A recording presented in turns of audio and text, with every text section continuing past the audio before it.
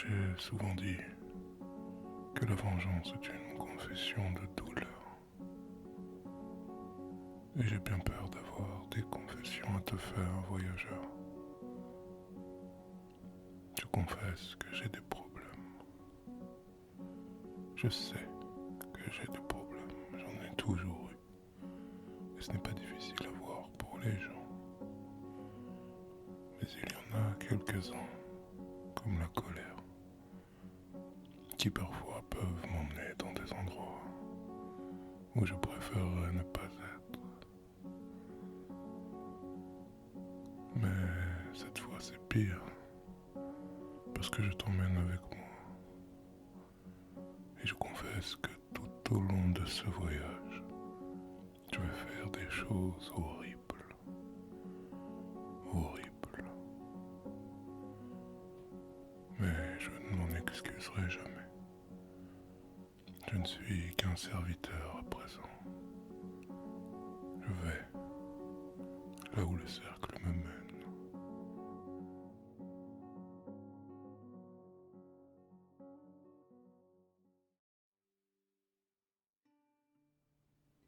Il y a de cela quelques mois, je vivais avec un groupe depuis des années. Les gens des villes nous disaient criminels, mais ce n'est pas ce que nous étions. Les criminels tuent pour s'enrichir, ils n'ont pas de morale. Ils font du mal parce que faire du mal est la seule chose qu'ils connaissent. Nous n'étions pas des criminels. Nous étions des hors-la-loi. Chacun des hommes et femmes qui constituaient notre bande avait une morale. Aucun d'entre nous ne prenait de plaisir à se battre et encore moins à tuer. Mais à l'heure où l'Ouest sauvage achevait de se faire coloniser, et où la civilisation commençait à gagner du terrain jusque dans les coins les plus reculés de l'Amérique, les gens des villes n'acceptaient tout simplement plus qu'il existe des gens comme nous, des gens en dehors du système, pas intéressés par toutes ces merveilles que le monde moderne avait à nous offrir. Alors plutôt que de nous laisser vivre marginaux dans nos propres troupeaux, ils ont fait de nous des loups. Alors oui, nous avions recours à des arnaques. Nous n'hésitions pas à jouer des coudes de temps en temps. Et nous avons été, parfois, non, souvent, obligés de tirer quelques coups de feu, mais à chaque fois que nous l'avons fait pour nous défendre. Tout ça pour dire que cette bande était une bande de gens bien. Pas une bande de criminels, non, mais une bande de hors-la-loi. De gens qui n'aspiraient à rien d'autre qu'un peu de liberté. Et qui avaient compris depuis un moment maintenant qu'il fallait parfois se battre pour la préserver. Il y a de cela 6 mois, nous avons rencontré la bande de Randall Flagg. Nous les connaissions de réputation, mais ils n'avaient rien en commun avec nous. Là où nous étions réticents à utiliser la violence, ils en avaient un appétit certain. Là où nous ne tuions jamais, où nous ne faisions jamais de mal quand nous pouvions l'éviter, ils le faisaient pour se distraire, même quand ça signifiait s'attirer toujours plus de problèmes. Mais il faut reconnaître à la bande de Randall Flagg qu'elle avait ceci pour elle, qu'elle était excellente à ce qu'elle faisait. Ces hommes étaient les plus durs de la région, ces tireurs les plus fines gâchettes, et le talent qu'ils avaient pour faire couler le sang et transformer ces rivières rouges en rivières de dollars était indéniable. À cette époque, que notre groupe à nous cherchait un dernier coup. Un coup pour se ranger, comme on dit. Nous voulions commencer une vie plus tranquille, créer notre propre ranch dans le Montana, acheter un troupeau ou l'assembler nous-mêmes et prospérer en vendant du bétail. Nous étions suffisamment aguerris et soudés pour être à peu près sûrs qu'une telle entreprise aurait du succès si nous l'attendions. Alors, quand le groupe de Randall Flagg nous a approchés en nous proposant un business juteux et pas risqué du tout, évidemment l'idée nous a séduits. Ils nous ont assuré qu'il n'y aurait pas besoin d'être violents, qu'eux aussi cherchaient à se ranger et que ce dernier coup en serait l'occasion. Ils nous ont parlé d'un mariage qui aurait lieu entre la fille d'un shérif du comté voisin et le fils d'un homme d'affaires important dans la région. L'idée était que le groupe de Randall Flagg fasse savoir qu'il était dans les environs et que cela donne envie aux organisateurs du mariage de faire appel à notre groupe pour assurer la sécurité de l'événement. Une fois engagés pour protéger le mariage, l'idée était que nous laissions rentrer les hommes de Randall dans l'église quand tout le monde serait rassemblé. Alors, tout le monde serait nos otages et nous pourrions faire ce gros coup sans que quoi que ce soit ne puisse nous échapper et que donc il n'y ait pas besoin d'être violent ni de tirer le moindre coup de feu. Alors le jour du mariage, effectivement, nous avons été engagés. Tous les invités étaient présents et à vrai dire toute la ville était là. Ça n'était qu'une petite ville aisée du Texas. Peu d'habitants, 300 à tout casser, mais des gens avec une certaine quantité de biens matériels. Comme il s'agissait de la fille du shérif, tout le monde était là. Les gens se sont rassemblés dans l'église et au moment où les derniers invités sont entrés,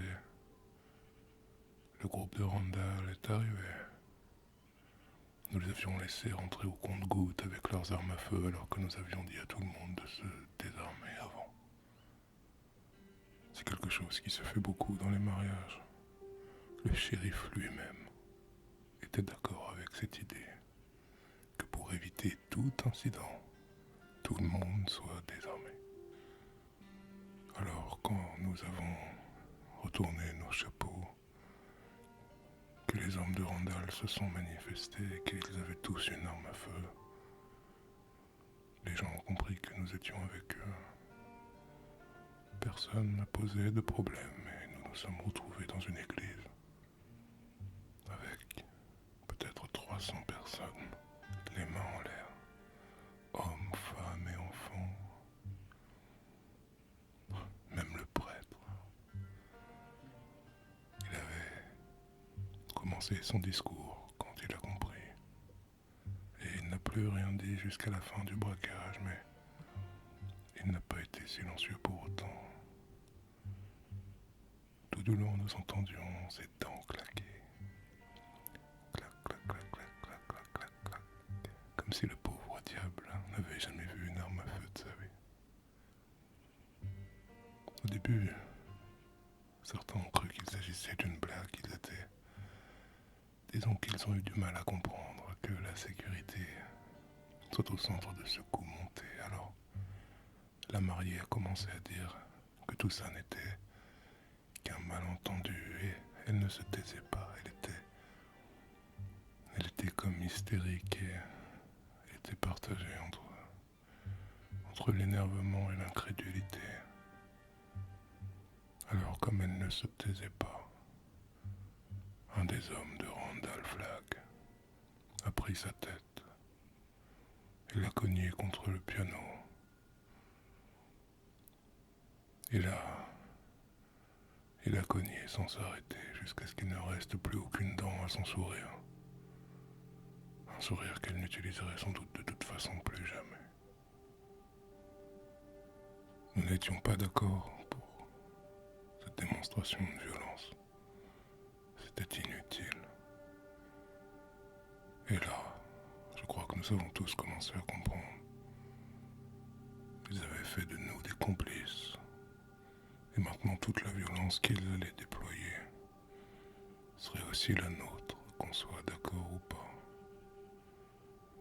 Il était trop tard pour faire machine arrière parce que manifestement, les hommes du shérif n'auraient aucune pitié pour nous, même si on se désolidarisait des hommes de Randall, après tout. C'est nous qui les avions laissés entrer. Et effectivement, frapper la mariée n'a été que le premier acte de violence d'une longue série.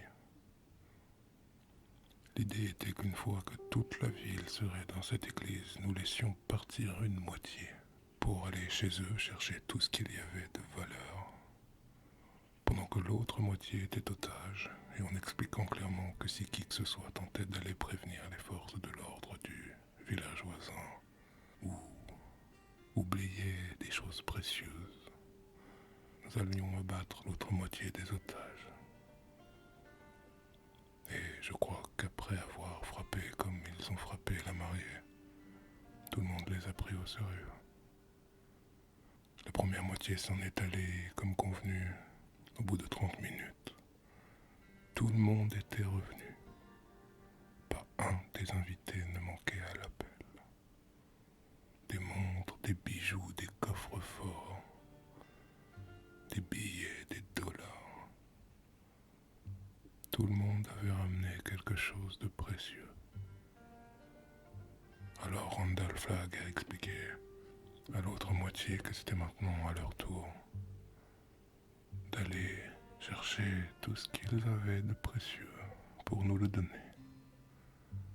Et l'autre moitié est sortie de l'église, chacun est allé dans sa maison et a ramené toutes les économies d'une vie.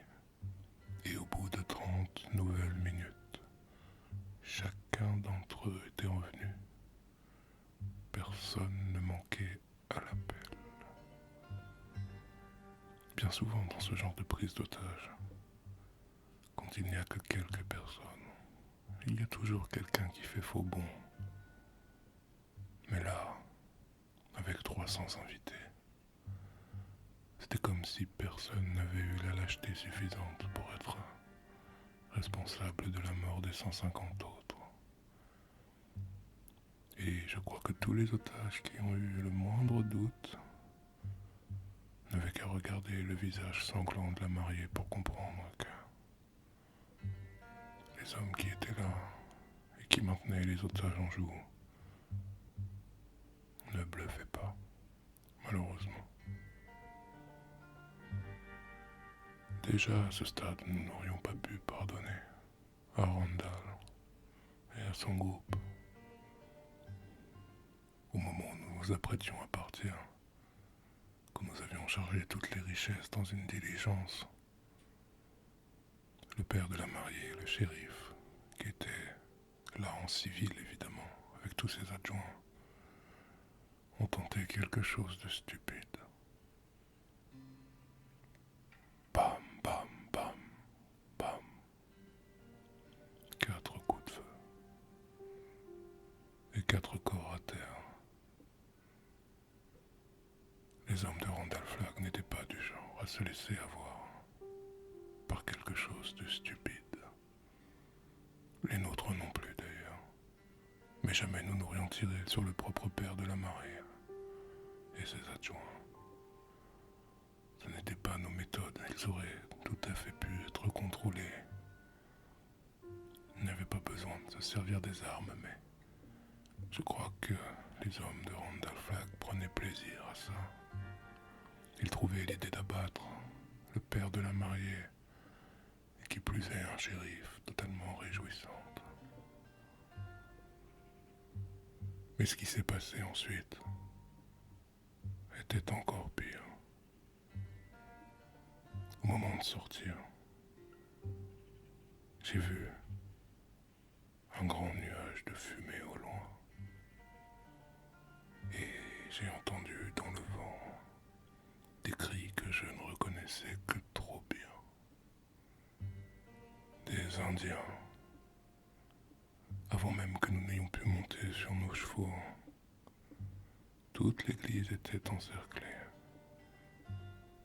Et alors que je pensais que nous allions nous battre avec eux, j'ai vu leur chef s'avancer vers Randall. Randall attrapait une sacoche à l'arrière de son cheval et lui tendre. Le chef des Indiens a acquiescé de la tête et a décoché une flèche droit dans le cœur de Jimmy, la dernière des recrues de notre groupe. Alors j'ai compris qu'il n'y avait pas que les invités de ce mariage qui allaient être les dindons de la farce. Flag avait conclu un accord avec le chef indien et sa tribu. Et nous nous sommes battus. Ils avaient ordre de massacrer tout le monde. Les invités du mariage, comme notre groupe. Nous avons fait 2 erreurs ce jour-là. Penser que le groupe de Flag était capable de faire un coup sans violence était la première.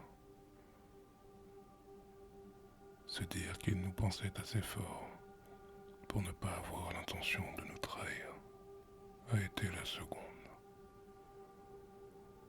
Notre groupe a été massacré, les invités aussi.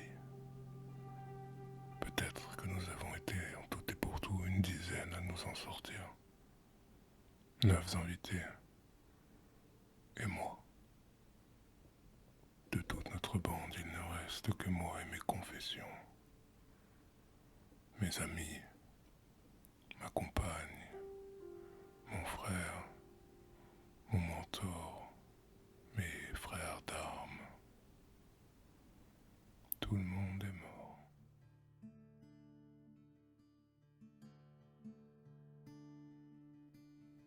Alors pour moi, il n'y a pas d'autre voie, voyageur. Je pourrais attendre 1 an, 5 ans, 10 ans, 20 ans, 30 ans, et me dire que tôt ou tard, si la justice des hommes ne s'exerce pas sur Flag, celle de Dieu le fera. Mais c'est trop long. Je ne suis pas prêt à attendre. La justice ne s'opérera pas. Seulement la vengeance. Mais toi, tu as le choix. Tu peux encore décider de ne pas me suivre. Parce que si jamais tu restes, je ne vais pas te mentir. C'est pour un long voyage, poussiéreux et laid.